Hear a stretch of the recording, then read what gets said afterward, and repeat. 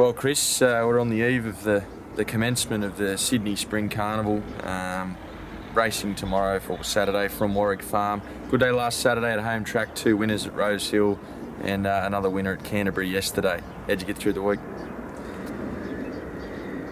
Same as every other week, pretty straightforward, although a little bit more pressure at this time of the year when we're getting these big named horses back to the races, which I think is the hardest part.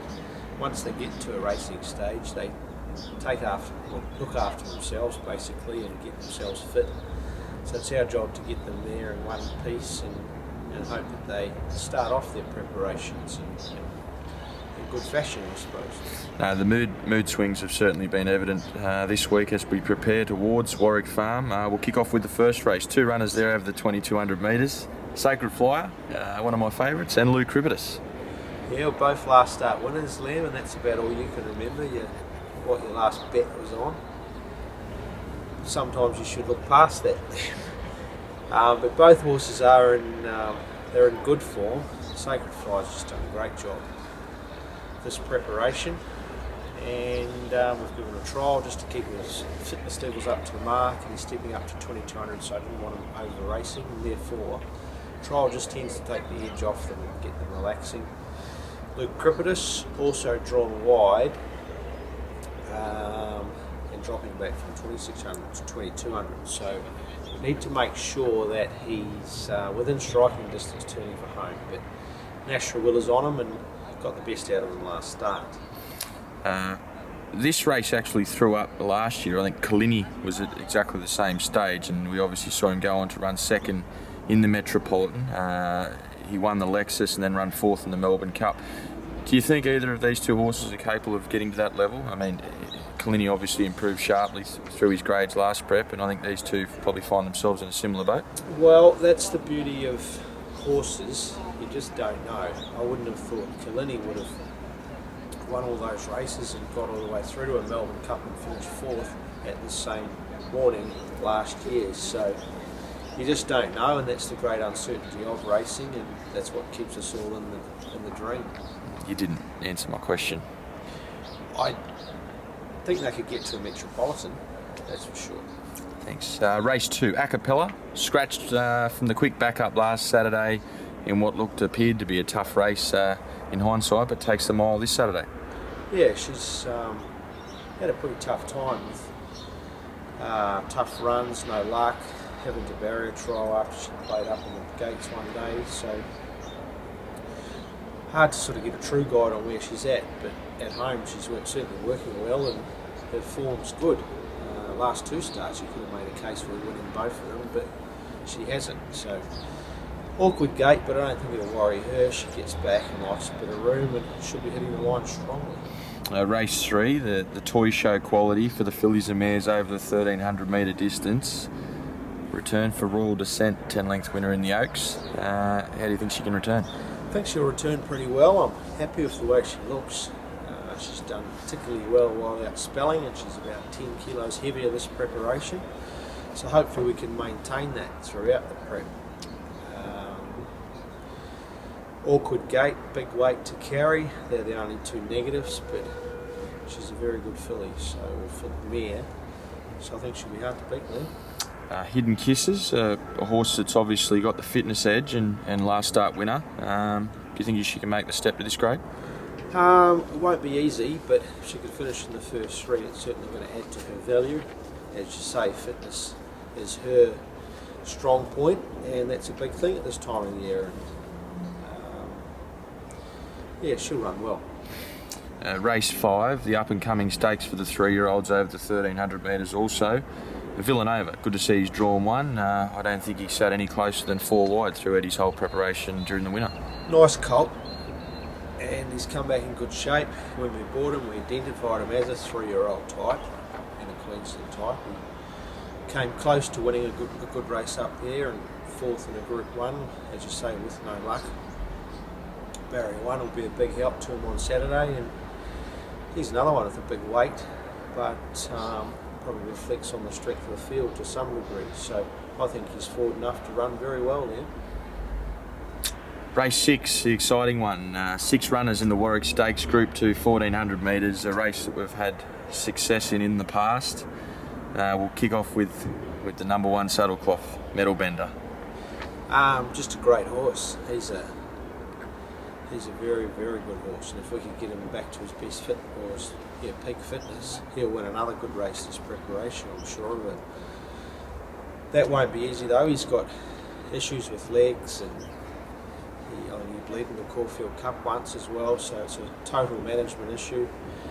So far his legs are very good this prep, and it's just a matter of maintaining them that way. So he's going to be a little bit soft first up, but I'm thinking back to about 18 months ago when he ran in the Canterbury Stakes, got home really strong after a similar layoff, and then won the George Ryder in his next start. So hopefully he finishes midfield and then gets through the run without any problems, so we can take him through to a race like Chelmsford or maybe the Tramway second up, where I think he'd be a winning chance. We saw Metal Bender, I think it was back in 2010, where he won the Warwick Stakes first up after racing in the Doomben Cup, which he won. We have seen horses in the past win races on the same day, years apart. I think Pinwheel's another example that's done it as well.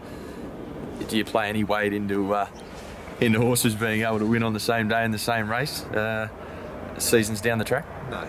None at all? No. That's good. Foreteller. Victor in the race once, that was good. Do we know we can do that? We might do it again. Oh, well, you've got enough chances.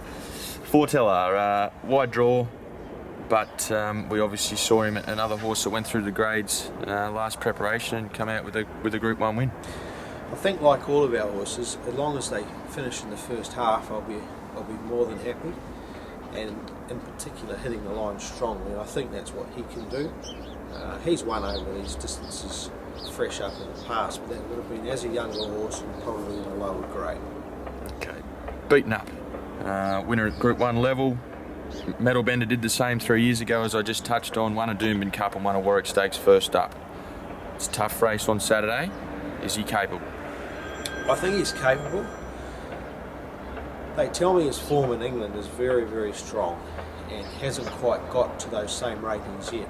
If he did, well, yes, he would be very competitive in this race first up. So, being his second preparation in Australia, you normally see improvement. But then again, how can you improve off winning a Group 1 in the first prep? So, Saturday will tell us a lot. He's the type of horse that will run well fresh. If anything, he's just a bit too keen in his work and his trials. So hopefully from barrier 1 he could maybe posse up in behind Rain Affair and be ready to pounce if Rain Affair has a few small strides over the concluding stages. Kalini, first up, barrier 9, Jason Collett, probably looking for further? 2 miles, Liam. He's set for the Melbourne Cup. So it's hard to have them fully wound up first up and still... Bart can get him to win a 1,000 first up and then win a Melbourne Cup. He's a good trainer, very good trainer. He's won over 1,200 before, this horse, Liam, at Canterbury. But I think on Saturday he'll just be a bit beyond him. But, as you say, good horses can do good things. We'll see what he does on Saturday. Moriarty, another one with an awkward draw. You're obviously friends with the people there at Riser. Winner of the Brisbane Cup at the end of last preparation. Another horse. Is he capable of sprinting well fresh? He's capable and just looks in great shape, and he's that sprinting type of horse, but we can't get too carried away. He is a stayer, so look, same again. If he finishes in the first half, I'll be more than happy, and he'll be in for a good prep. And he's just done some pretty good things, this horse. He's won a Brisbane Cup last preparation, and won 3 or 4 listed races. So he could just be the one that we're all talking about at the end of the spring. And Hawkspur, the winner of the Triple Crown in Brisbane during the winter. Another one that stayer resumes over the 1,400 metre distance. What Jim Cassidy did with this horse in the autumn and in particular winter was just amazing, and he's just given him so much confidence. And I think Jimmy's the same. He just thinks he's the right horse to be on, heading towards the spring, towards Melbourne. And who am I to deny a judge like Jim Cassidy? he's certainly been in the game for a long time and knows what he's talking about. So once again, just see him finish the race off well and have a good blow, and no doubt improve for the run. Righto, we've had the same answer for 6 horses in a row. Can we just run through them again quickly with their main targets for the spring? Kick off with Metalbender. One race at a time. Just want him to win a race and prove that he's still a great horse. Foreteller. McKinnon right at the end, but prior to that, I think he's capable of winning a good Group 2 race, and hopefully I've got his targets below where he's capable of running, and he might even be able to take the next step. Beaten Up. Caulfield Cup. Kalini. Melbourne Cup. Moriarty. Metropolitan. Hawkspur. Probably head towards Melbourne. If I've got any doubt about his form, we'll go to the Metropolitan.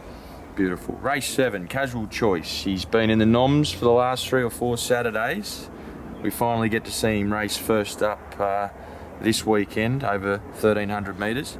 He showed a lot of promise in the early stages of the autumn. He did, Liam. Right up until his last start when he raced on that heavy 10 track at Randwick, and still ran a creditable race without handling it. So he's come back in good shape. I think he can progress to open company this preparation, and I think Saturday should be a good starting point. He's going to improve a little bit with fitness, but should run a cheeky race while fresh. And Riva de Largo, we saw his well documented lack of luck during the winter when he ran into a few wet tracks. He was an emergency in the Stradbroke. He was racing in super form. You elected to spell him. Come back now, first up 1,200 metres. Looks a tough race. Very tough race.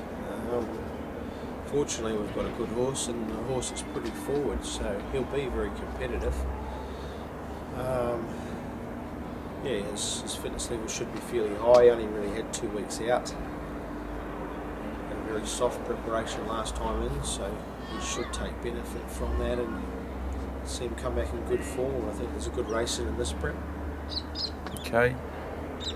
You want to elaborate on that good race this prep?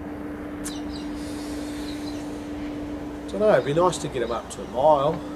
I think Epsom might be a bit beyond us, but probably look towards the lead-ups, towards the Epsom. If he's not going to get a mile, maybe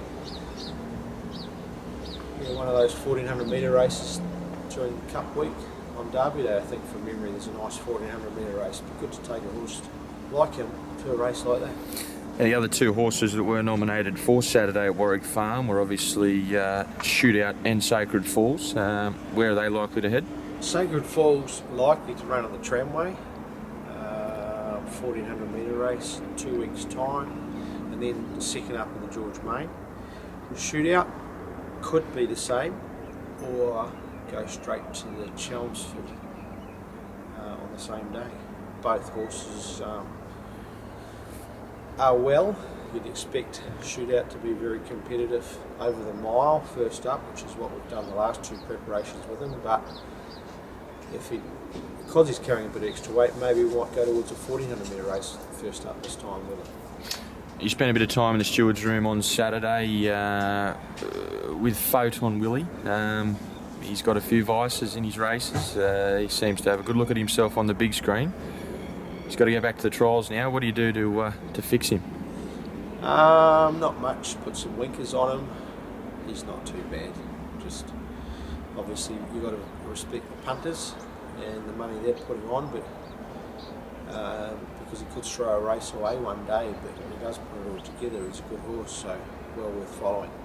Okay, thanks very much for this morning. Good luck on Saturday. Thanks, Liam.